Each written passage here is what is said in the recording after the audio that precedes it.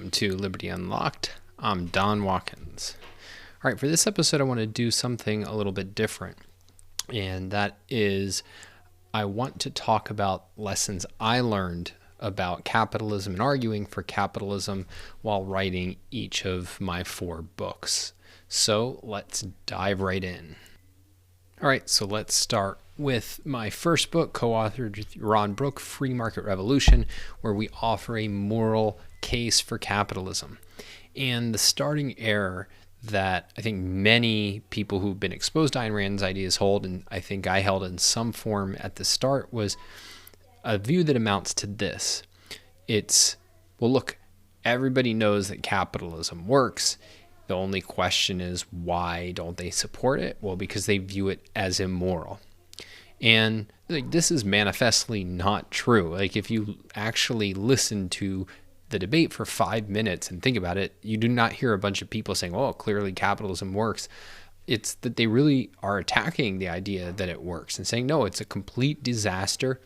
And so the question you would ask yourself is, all right, or at least one question worth asking is, well, is that what Ayn Rand says?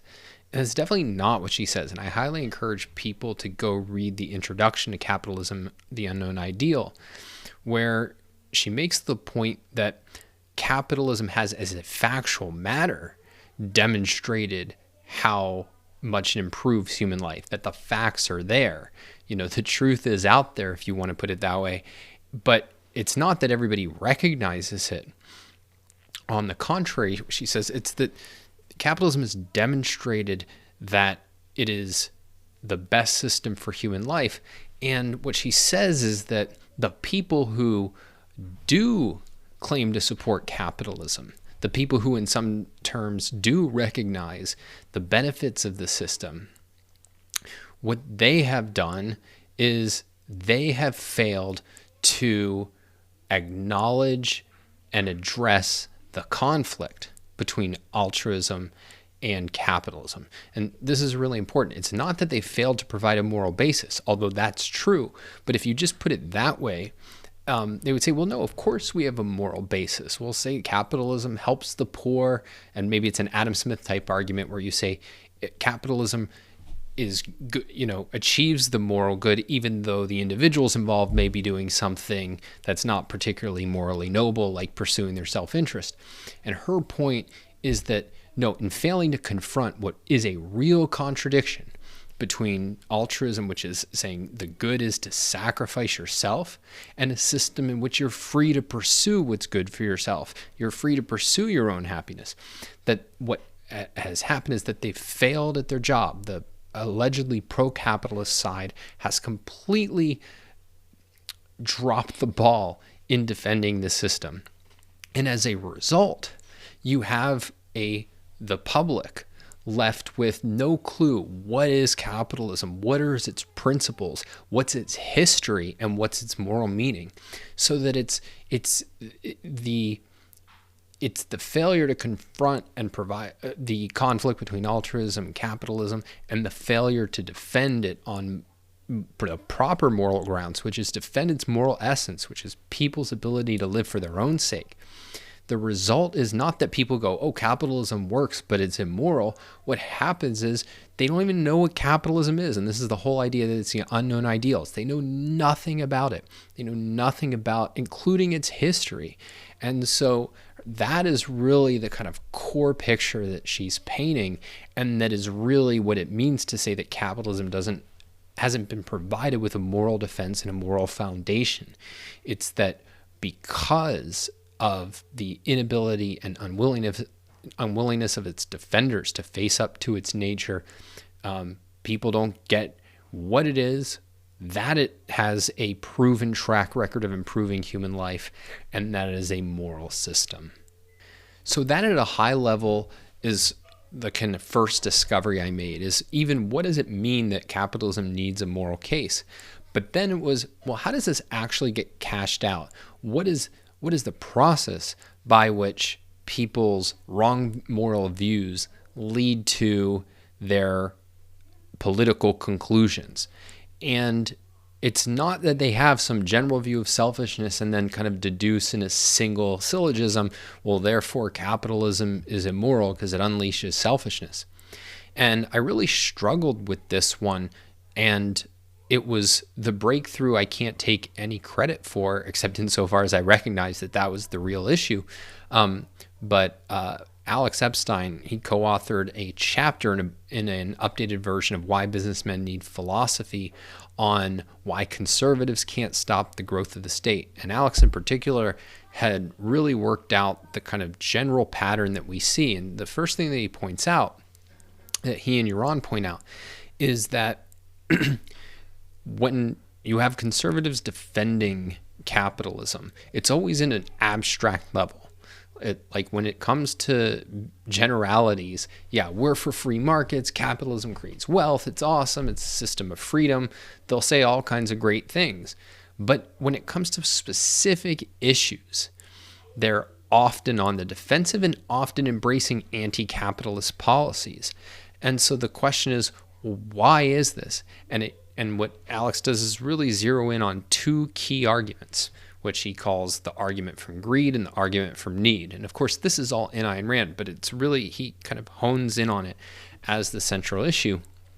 And of course, the argument from greed is something goes wrong. We look around and we say, well, the causal explanation is that people have been too greedy and they've been free to be too greedy. The government didn't stop them from pursuing their self-interest, and that's what led to calamity, whether it is, a corporate scandal like Enron, or whether it's the Great Depression or the financial crisis or the energy crisis, whatever the kind of particulars are, where their eyes shoot to is, where was their greed? Okay, and then the satisfying conclusion is that's what was driving this, and therefore if we want to make things better, we need to stamp out greed, which means to control, to regulate. Then the argument from need is pretty straightforward, which is that if there are people with unmet needs requiring our sacrifice, then we have a duty to sacrifice, and that is the kind of fundamental basis for any form of wealth redistribution for the whole welfare state.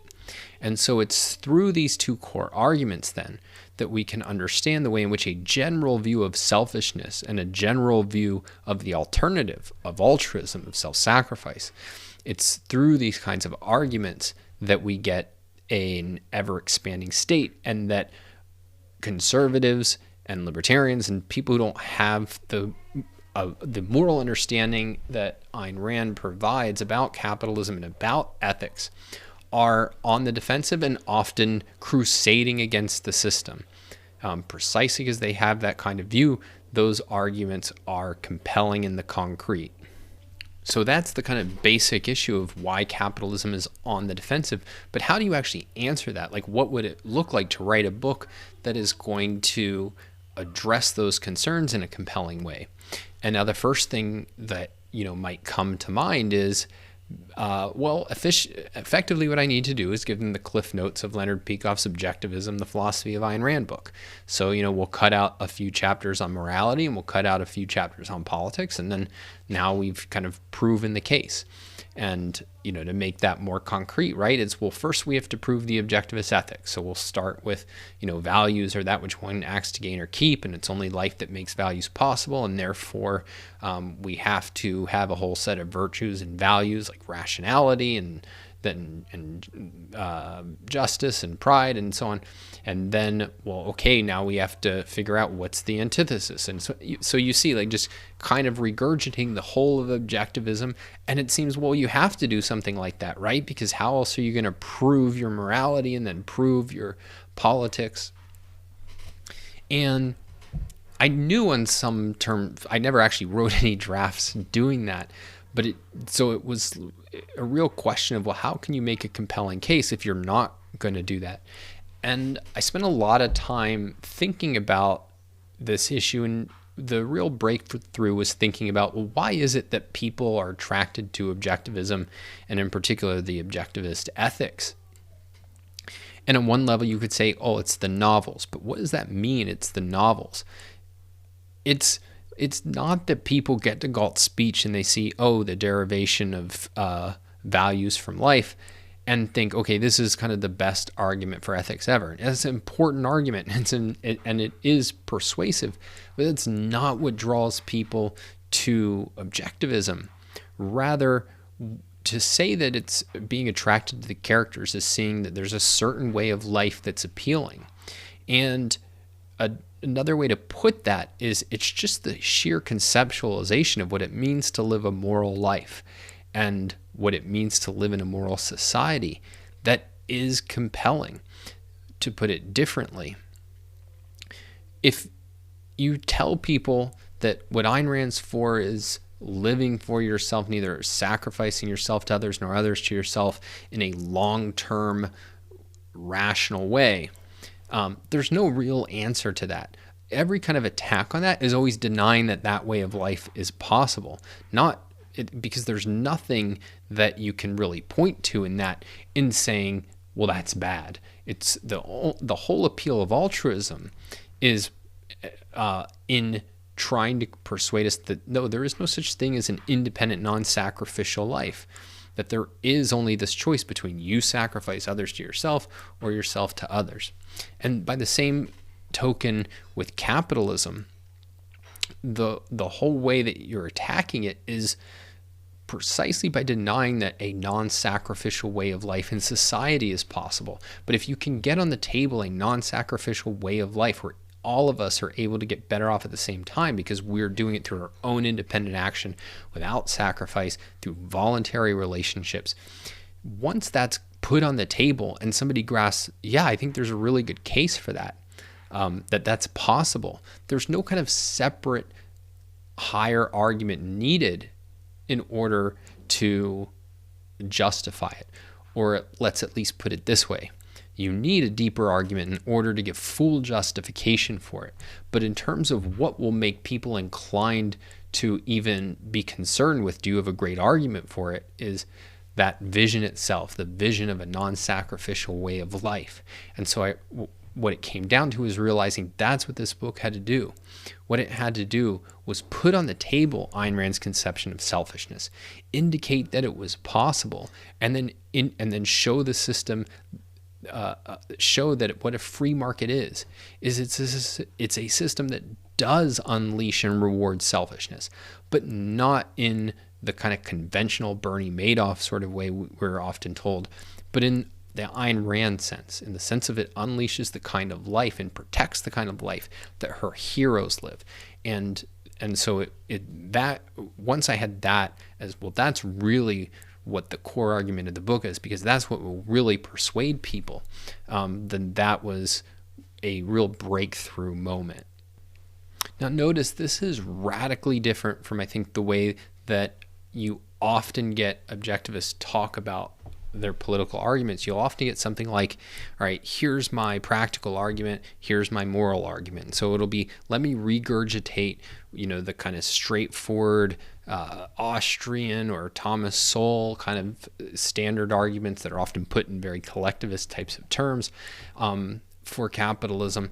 And then I'm going to also say it's moral because I'm going to say this policy protects rights or this policy doesn't violate rights. And whenever and this is one of those things that just sets me off, because there are not two arguments. It's not that there's a moral and a practical argument. Rather, there's the properly conceptualized practical argument, or there's the properly concretized moral argument. It's the same argument from two different perspectives. And that's really what free market revolution was laying out, was that there's this one argument from capitalism that describes how the system actually works from a moral perspective. It guards this way of life and therefore it works this way, and that its anti-capitalist ideas interfere with this way of life, and that's why they lead to disaster. It's the uniting of the moral and the practical that is really the key to understanding the objectivist way of looking at things, and then the objectivist way of arguing for things. And you can see that this is really the flip side of what I was talking about before, where it's it's not that people look out and say capitalism works, but I think selfishness is bad. It's that their view of selfishness gives them a false mental model of how the world works. And so they bring that to bear in explaining the world around them. So it's, if there's a financial crisis, well, where was selfishness unleashed? Well, it was on Wall Street, and it was in the real estate realm. And so, of course, that's what's going to happen when we're too free, and therefore we need to have more government control. And what we're doing is we're replacing it with a new mental model, which is, no, this is what selfishness means, and therefore this is how to understand how it will work out under freedom and what happens when you interfere with that freedom. So 2 quick things that I didn't have by the end of free market revolution. So one is, I really had no clue of, well, how would you implement this in terms of being persuasive in arguments? So I knew how to paint the whole picture of capitalism as a system in the context of a whole book, but I couldn't do, for instance, and I'll talk about this more later, what Alex Epstein had done or had started to do at that point in energy, which was actually give people the tools to be more persuasive on these issues. I got kind of the core framework they needed, but not how to apply it in a way that was really usable to others. And I think there was a real, I wouldn't say a real failure. I just like having a resource that gives you a proper conceptualization of capitalism is a really useful tool, but it just wasn't a full toolkit and was not therefore really usable for people, even if they responded positively to it. And I didn't know how to do better at that point. Then the second thing I'll say is that I had not really fully integrated all the elements of kind of Ayn Rand's way of looking at things, the whole objectivist system, and certainly not if you brought in her more psychological views and things like that, into my understanding of these issues. So, how does this relate to collectivism versus individualism? How does the mind-body dichotomy fit in here? How about Ayn Rand's whole account of that it's fundamentally the course of freedom or forces determined by reason or mysticism? I knew about these ideas, but I hadn't brought everything together in my mind in a fully integrated way. But at least this was a new level of clarity, just looking at the level of morality, and a lot of those pieces would have to come in later. All right, let's turn to my second book, Roosevelt Care: How Social Security Sabotaged the Land of Self-Reliance. And the basic idea behind this book is to show the kind of creation of the American welfare state, what made it possible, what the results were, and then ends with a philosophic criticism, or more explicitly philosophic criticism of the welfare state and a call for abolishing Social Security. The first part is very historical. I mean, it's just a historic narrative starting from before the welfare state all the way up to today. And one of the things I realized researching free market revolution is just how abysmal the pro-freedom, pro-capitalism literature is. I mean, there's a lot of great economics, but once you get beyond that, I mean, it's basically it's really hard to find a lot of good material. And in particular, material that's really useful if you want to understand and defend capitalism. And I remember having a conversation at some point because I wanted to write I had to write a section on the entitlement state or the welfare state for free market revolution. I was just generally interested in those kinds of issues, in part because I had trouble defending the objectivist view of like what it would mean to get rid of the welfare state. And I remember having a conversation very early on with Alex Epstein where he said, a good starting point would be see what happened before we had one. And I thought, oh, that'd be great. Let me just look that up. Well, problem was you couldn't easily look it up. Nobody had really written on this. There had been little pieces here and there. Later, I'd find an academic book that went into it a little bit from a certain perspective on what are called mutual aid societies, which I talk about in the book. But there was really nothing that had been written at that point that gave a real picture of America before and after the welfare state from the perspective of somebody who was a supporter of free markets.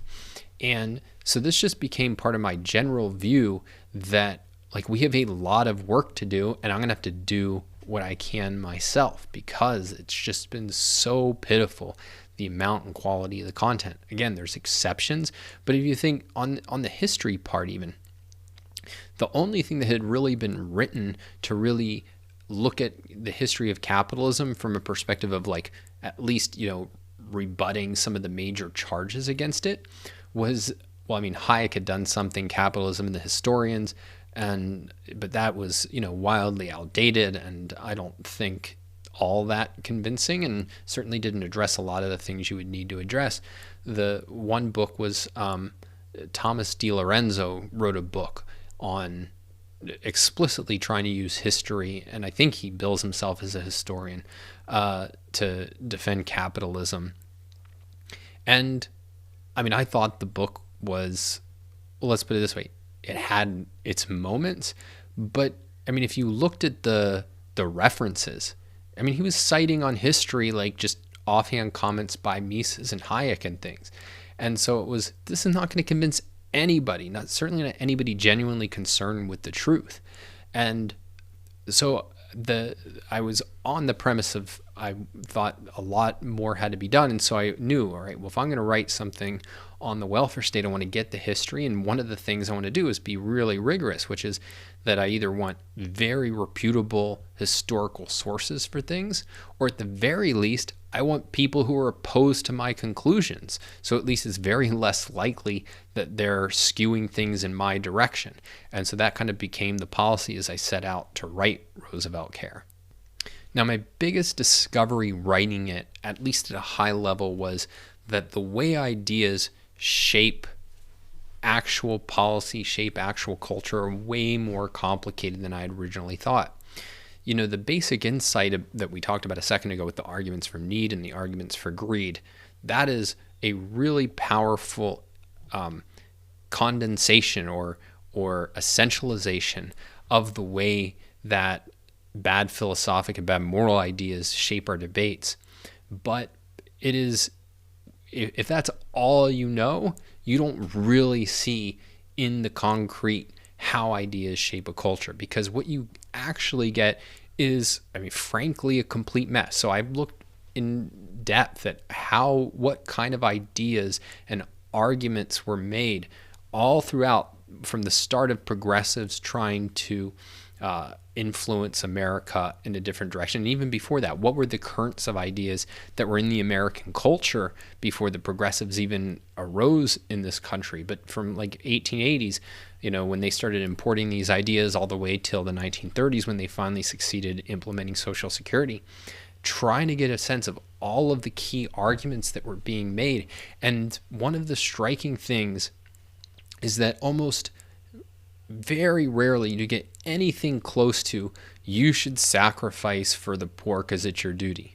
There's some of that, but what you actually get is just a complete mess of every sort of argument and misunderstanding and complicated interacting frameworks that you could imagine.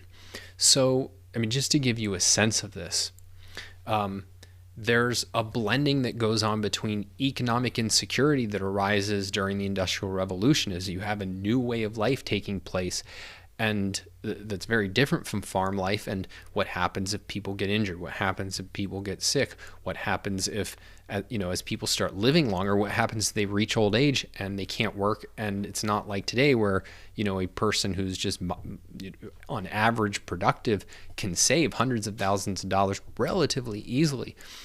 Like, what in the world do you do in that kind of scenario? And those are real questions, but yet they're getting blended with questions of, well, how do we take care of the poor? So it's, how does any productive person protect themselves against, catastrophic downsides? And how do we ensure as a society, as a collective, that everybody has their needs, or at least their essential needs, taken care of? Another thing that's going on is a big blurring of the line between the voluntary and the coerced. So a lot of the arguments that are going to be made for the welfare state is, look, this is not that different from things we're already doing. We're just taking the kind of mutual aid that's going on right now that, free people are engaging in, private insurance arrangements, private charities, and all we're doing is having the government take them over and make them more organized and making it more predictable. There's not this clear gulf that, no, we're taking things from the voluntary to the coerced. And so it's that whole blurring of the issue there that is playing a major role in the way these arguments are articulated. You have that, no, we're not violating rights. We're just creating new rights. We're not violating property rights. We're creating new economic rights. And so this is kind of a variation of not making a distinction between the voluntary and coerced. You have the whole Great Depression, ultimately, that it's going to come along and they're going to say, look, this is a failure of capitalism. And this shows that private voluntary efforts aren't enough. So if you say free markets work and private charity can handle people who need help, no, look, private charity has been wiped out because of the scale of the mess. And now we could say, well, yeah, but the Great Depression was caused by government. This is not what would happen in a free market. But again, that's part of the whole milieu of the time, of the kind of ideas that are put forward are that are precisely denying that point and seeing this as, look, we have industrialization, we have capitalism, we have freedom, and now we have a Great Depression, and you can't solve this problem. And just to pick one more, and this goes up to today, and that's that Social Security is not portrayed as this is a welfare state program, but this is an earned benefit. This is social insurance. And so all of these together and many, many other arguments are really playing important roles in ultimately getting these ideas to take hold in the country. And so one of the huge challenges for me was to be able to keep the kind of treetop philosophic essentialized perspective that sees that there's a real causal role for people's view of ethics in explaining this trajectory from America when it was created on the basis of individual rights and the pursuit of happiness and a culture that's built around self-reliance, all the way to an entitlement state and a growing entitlement mentality. Being able to keep this basic thread that allows us to see the essential through line of the role of ideas, but not dropping out the complexity, not oversimplifying, not treating it as,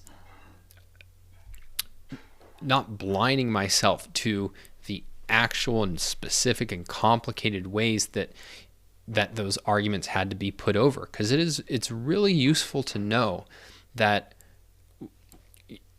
there is that when you're putting forward ideas calling for sacrifice, particularly in a country like America that is not a country filled with people just walking around ready to give up happiness for their duty, all the kind of misconceptualizations and distortions and confusions that are required to make that happen.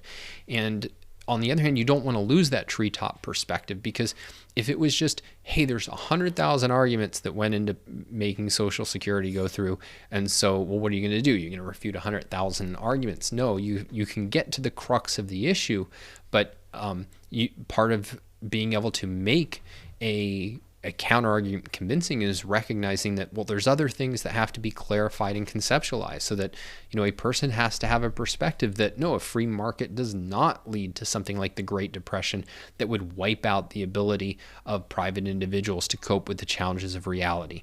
They have to get that there is a fundamental distinction between people engaging in voluntary behaviors in order to adapt and cope with the challenges of life, and a government coercive one. They need to grasp that something like Social Security is not an earned benefit. Rather, it is one generation taking the unearned from a younger generation, and then the younger generation being told, hey, don't worry, you'll be able to grab the money from the next generation. Or not told that, but that just being the reality of the situation, that it is one generation reaching into the pockets of another generation. And so the coming out of the book, there was just I had much more clarity at every level now, from the most abstract, the conflict between altruism and capitalism, down to the most fine grain, that is these multifaceted arguments that are focused on practicality and morality and appealing to your interest and appealing to your need to sacrifice for others, and confusions about the nature of the program and the nature of America, and being able to see it all through one lens and being able to hold it all in mind in a new way that was, I think, incredibly empowering. And then I tried to give it in a digestible way to the reader. So if I want to kind of synthesize all that into one key insight or takeaway, it's that you rarely get direct appeals to pure altruism, that you have a duty to sacrifice because it's your duty. And this isn't only in political issues, by the way. It's almost always that altruism will come with like a pseudo-selfish appeal. I mean, you've had to have heard this, right? Like, yeah, you should sacrifice for people, but it's not really a sacrifice because you'll feel good about it or something like that, or it'll get you into heaven. But there's not a real attempt to like prove, okay, it's not the starting point, is how do we achieve the most happiness in our own lives? How do we achieve the most success? And then thinking about that in a rigorous way. Rather, it has more the flavor of, no, this is the good, and don't complain about it because, and then there's some hand waving to try to reassure people or take away an objection. But it's a completely different orientation than actually thinking about, no, the good is to pursue your own happiness. And then we can think about, are there times when your happiness is served by a sacrifice and doesn't even make sense to call that a sacrifice? But that in politics, that is almost always, it's more like how lawyers argue, right? They'll come in and say, Social Security is not a new radical proposal. It's just basically stuff we've been doing all along that's perfectly consistent with the Constitution. And if it is a kind of new crazy experiment, don't worry, it's good for you. And if it's not good for you, don't worry, you have to do it anyway because you have a duty to the elderly. And so it's just this kind of like every possible argument that they can make, even if they don't fit together, even if they don't integrate, they're going to make. So one final thing on Roosevelt care, which was, I think you can see definite greater strides towards how you would actually take this broad argument that I give and turn it into actual messaging that people can use and actual policy proposals people can get behind. And certainly one thing that became clear from researching Roosevelt care was the way in which progressives had been not just saying we need a welfare state, but creating and advocating specific policy proposals for decades before they ever got success. And so I think this is certainly something that people who are pro-freedom have to do. What are things that we can do that would actually unwind bad government policies? But I think it has to be more than that. So one of the things that I've come to believe after having written Roosevelt Care and done a lot of things on the welfare state is that you are, by defining the issue in those terms of, okay, here's my agenda for why the welfare state is bad and getting rid of it, you've already lost. Like, there's no successful way to do that except by folding it into a larger, more positive agenda.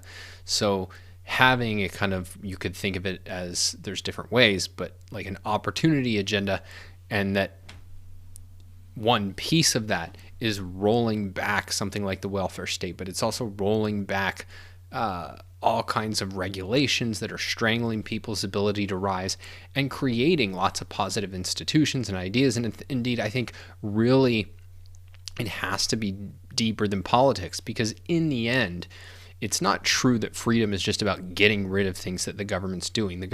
A pro-freedom government actually has to very positively be working and proactively working in order to define rights and make sure that they're securing them effectively.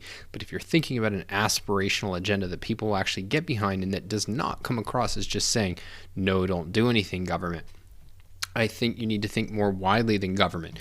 Like, even if you were just focused on welfare state type issues, a lot of what I would be thinking about is how do we create a kind of like modern forms of insurance and mutual aid and things that will enhance opportunity. In fact, I mean, this could be very much tied to sort of a movement in education. I think there's a lot of things that you could be doing, but it should be part of a broader positive agenda rather than focused around a negative, because I think that in the end can never be aspirational, even though you can put it in more aspirational terms, as I tried to do in Roosevelt Care. But I think that in the end is one of the biggest takeaways I got from not the writing of the book itself, but reflecting on why the results were not what I was really hoping for, in terms of actually stirring real activism and real excitement around the issue. And there's a lot to say about that. In fact, maybe that will be a future episode of this podcast. But for now, let's move on to book number 3. So one way you can think about free market revolution is that it's really our critique of the so-called right, of people who see themselves as defenders of free markets, defenders of capitalism.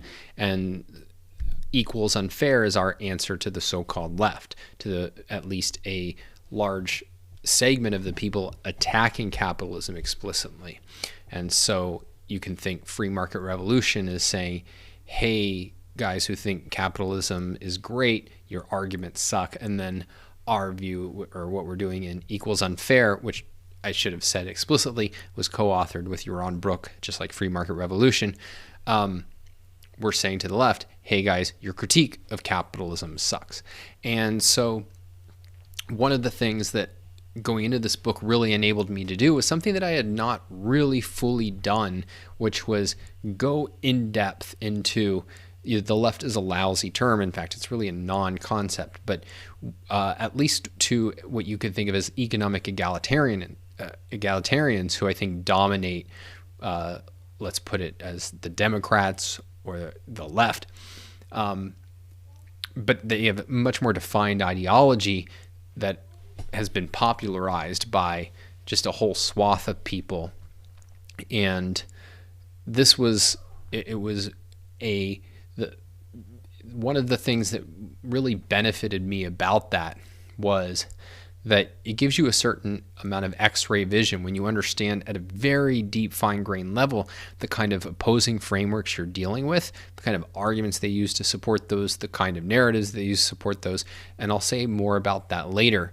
But rather than just having kind of general categories of these are areas of capitalism that are attacked, it's getting clear on how the other side thinks, down to the philosophic roots, but not only in essentials. As we talked about, there's a real value in having an essentialized view of these things, but there's also a huge value in being able to see the, how would you put it, the kind of, tree level view of how they think and how they argue, and really knowing the specifics of their worldview. And it took me closer, and hopefully the readers closer, to what is really when you've hit the jackpot intellectually. One thing that my friend Greg Salmieri, former guest on this show, once said to me many years ago, and if I butcher it, it's my fault, not Greg's, was it's not when you can answer the other side's argument that you have them, it's when you know what their response to your answer is going to be that you have them.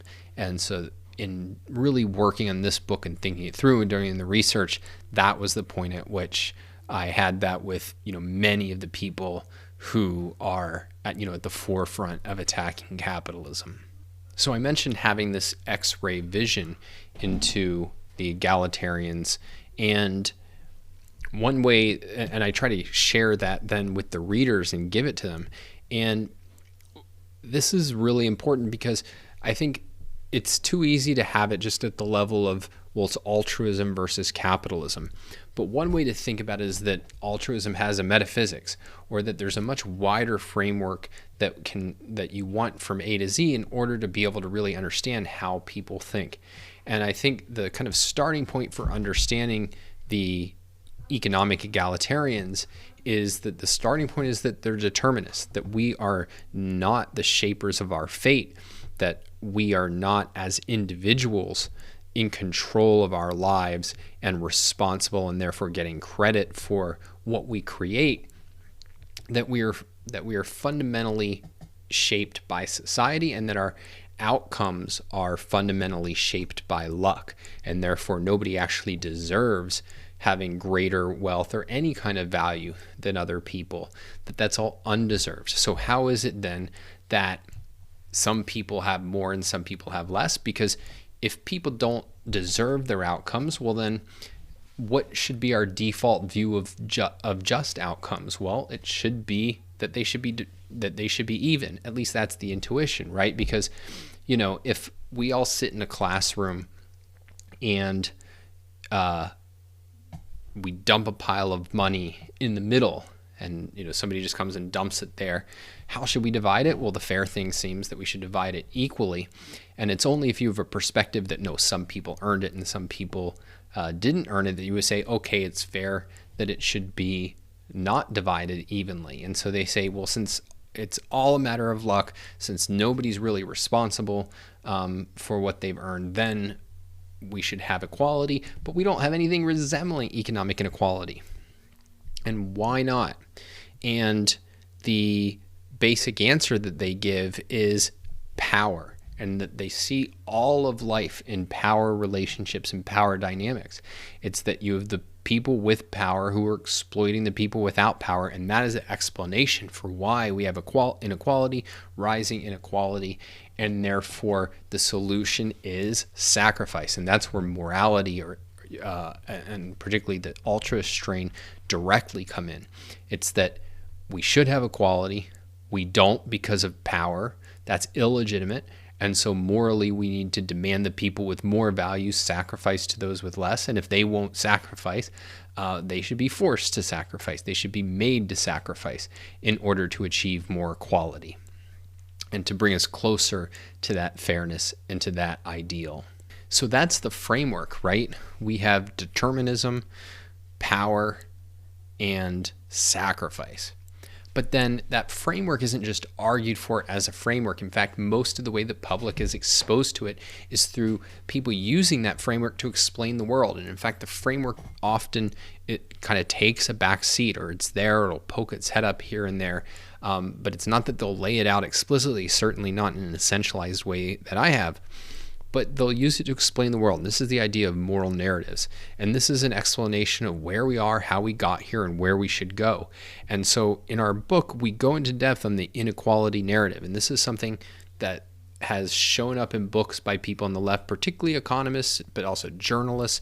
It's everywhere. And it's how did we get here and where are we going? And I won't recapitulate the whole thing here, but it basically amounts to, we had during the post-World War II period, this period of relatively high equality, strong unions, big government, high taxes, and shared prosperity. Everybody was getting better off at the same time. It was amazing.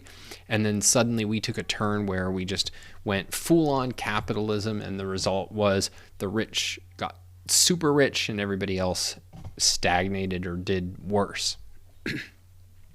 And so this kind of moral narrative and you can see how that kind of narrative implies a solution, right? Well, we need to restrict people's freedom. We need to restrict capitalism and try to create more equality, and then everybody will be better off and we'll live in a more just, more fair society. And this idea of moral narratives is a really helpful perspective to understand things. And certainly, like Ayn Rand had a really important one that showed up in many things that she wrote and many of the speeches that she gave. A number of her Ford Hall forums, Faith and Force for the New Intellectual. It's in effect in Galt's speech. And I mean, hers is a much more, first of all, it's true. But second of all, I think it's a much wider perspective. She's not focused on what's happening since the 70s, although she has kind of, you could think, mini moral narratives that are kind of more focused in modern times. But hers is the idea of that, it's reason gives rise to freedom and then is undercut by altruism.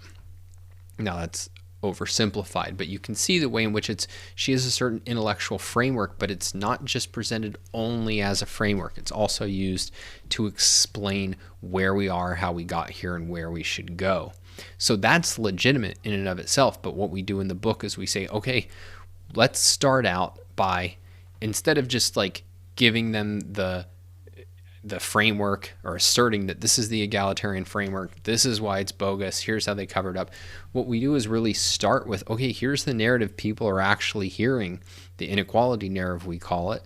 Let's give it its best statement that we can. And I think it is the kind of best, clearest, most well-supported we could make it version of that narrative.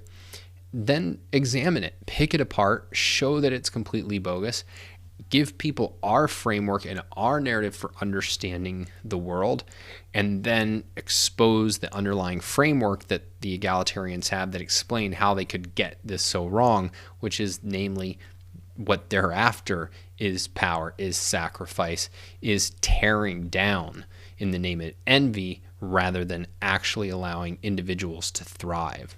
Now, the final thing I want to talk about is an issue that I really got a lot of clarity on, and I hope other people got a lot of clarity on, which is this idea of what it means to earn something, because this is so central to the morality of a free market and to the criticisms of a free market that are leveled by egalitarians. And so I mentioned before, they have this whole notion that basically says individuals don't earn anything. All outcomes are really determined by, then shaped by the collective, not the achievement of individuals, and certainly not of an individual self-created achievement. It's just a matter of luck. You didn't pick your parents, your genes, your upbringing, and all that. So how can you, and you benefit a lot from society, so how can you say you built that?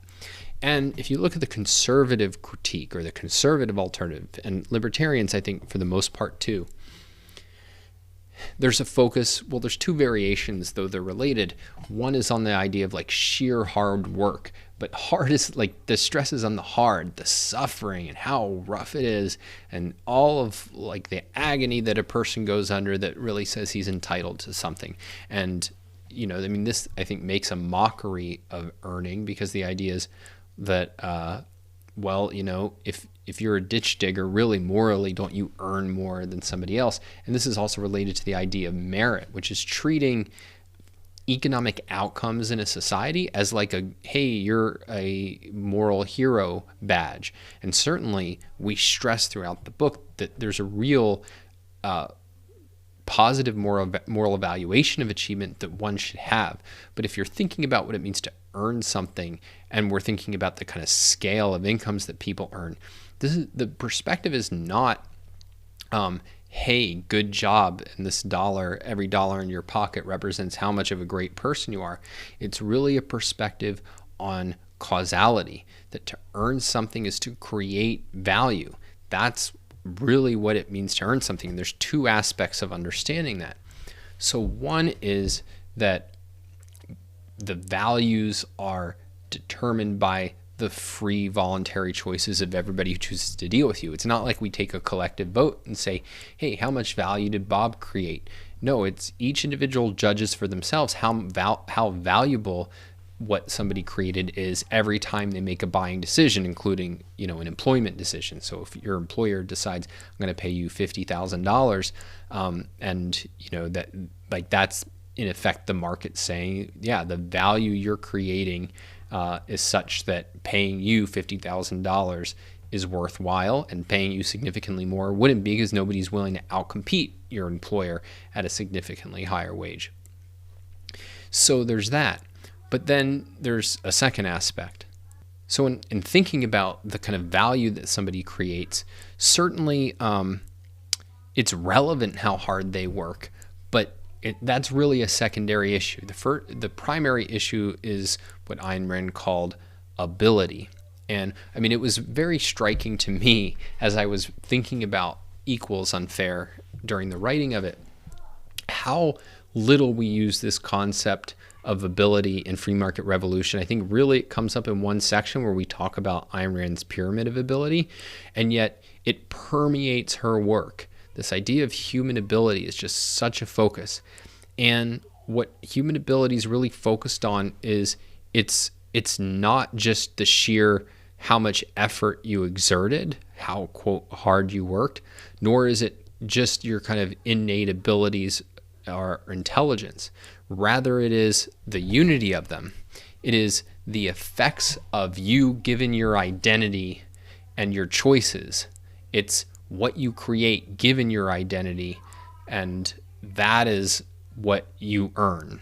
So for those of you who are watching my commentaries on OPAR video, a good integration here is that what ability is capturing is that you have a metaphysically given nature, and then you have free will of what you choose to do with that nature. And what egalitarians in effect say is only choice should count, that it should be a total zero with no identity, choosing in a vacuum, responsible for everything about its achievements, including its own identity. That's the only thing that counts as you really earned something. And Ayn Rand says that no, there's no such thing as that. Everything has an identity, including an agent who chooses and guides his own life, and that can't disqualify earning. It's the precondition. There's always an identity there. The question is, what do you do with it? And so, the genius who didn't choose to be a genius, but who exercised his intelligence, decided to apply it, let's say as an entrepreneur, and was able to create a business that made, hundreds of billions of dollars, and who as a result himself or herself is a billionaire. That is precisely what it means to earn something. It's the only thing it could mean to earn something. There's no such thing as like earning your parents or earning your genetics or earning your upbringing in the sense of like having created those. And so what they're doing is they're setting up they're attempting to rewrite reality and create a standard. It's actually very similar to the way in which people say that to actually have knowledge, to actually be certain, one would have to be infallible. You would have to be like God, who knew something directly, automatically, infallibly, in total. You just grasp the universe, quote, at a glance. And since human beings aren't like that, well, we don't have knowledge and we don't have certainty. So this is the same thing where they're setting up an unreal standard, a standard that ultimately rejects the axioms, and saying that is what it would mean to earn something. Nobody earns anything, and therefore we can take everything. And that's what objectivism rejects at a very deep level. And it was striking to me. And in fact, even in thinking this through in the last couple of hours, it became even more clear to me how much of that is just right there in her conception of human ability. And it's a good reason why, we think we kind of like, all right, yeah, I read Ayn Rand a couple times, but there's so much that you can get from, you can endlessly go back to the well, and even just grasping, here's a concept she uses a lot that I don't use that much. What can I learn from that? What can I glean from that? Why did she think it was so important, and why didn't I? So finally, I want to talk about a book. It's really an essay collection that I did with Yaron Brook. A few other people contributed specific pieces called In Pursuit of Wealth, which is a moral defense of finance. And I don't have too much to say about the book itself, except for it was in thinking about and creating that book and some of the plans that I had around that book, I learned a lot about myself and partly what my interests were, but also my limitations. So I've mentioned with a couple of these books that there was always, I never felt like I could take what was a powerful case as a book and turn it into really useful messaging that could empower a person to read the book and now go out and be effective as somebody crusading for these ideas. And so it was like, how do you turn this into persuasive messaging, and how do you empower people with the right, policies that they should get behind? And it was then trying to do this in finance and recognizing, I still didn't have the skill sets that I needed in order to be able to do that, in order to be able to present a complicated field as clearly and as simply as I wanted to, so that, it had the kind of persuasive impact of something like Alex's moral case for fossil fuels. And it was during that period where I had the opportunity to go and work with Alex, and it was exactly for this reason, or at least the primary was for this reason, which is that even after these books, which I think are really good and I'm very proud of, and I certainly think they moved the pro-freedom literature forward, and I think honestly in many ways by leaps and bounds,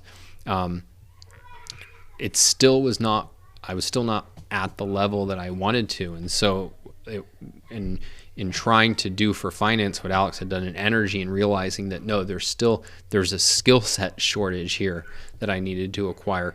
That's what made me make, which was a very difficult decision, leaving the Ayn Rand Institute, because I have so much admiration for the people who worked there and who benefited so much from their help. And I think the really nice thing was, okay, after 3 years, I think I was able to acquire the skill set that I wanted to, and now realizing that actually what my real passion was to be able to share that skill set with others.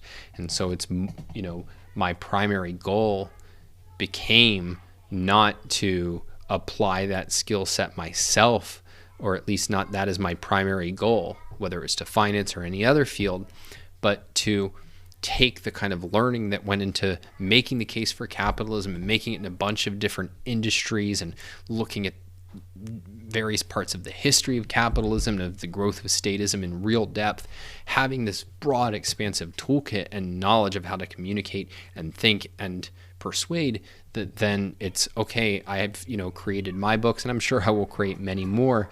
But the major idea is now, how can everybody else in the freedom movement do this? Because we still have to remedy that problem that I identified back in 2009, 2010, when I was working on Free Market Revolution, and looked around and said, man, we have nowhere near the intellectual firepower we need to make it super easy to learn everything that you need to learn about capitalism, super compelling, so that even people who are coming from very different backgrounds and are not, let's say, susceptible is not the right word, but let's say are more resistant to these ideas, that it's just so overwhelmingly obvious that our conclusions are right. That's what has to happen. And so I hope that some of these lessons have been useful to you, and I think hopefully the books that I've created have been are inspiring and are going to move more people to write that kind of material. And that's what this whole series is about. It's how do we make everybody more effective advocates for liberty and encourage people to be more active and ambitious advocates for liberty. So that is it for this episode. I'm gonna, I think, do more of these occasionally, where I'll just share some of my thinking. I'm definitely going to continue interviewing our amazing guests. I'll be frank with you, I wanted to interview one this time, but we had some scheduling difficulties. But I really liked the chance to kind of reflect on certain issues that I haven't publicly spoken about and hadn't even fully refined my thinking on, in the case of identifying some of these lessons in very specific ways. So with that, as always, the best way to stay in contact is to sign up for the newsletter at don@donswriting.com, and be sure to like this video, subscribe to the YouTube channel, and hit that bell, because we don't want you to miss a single video or episode that's coming down the pike. Talk next time.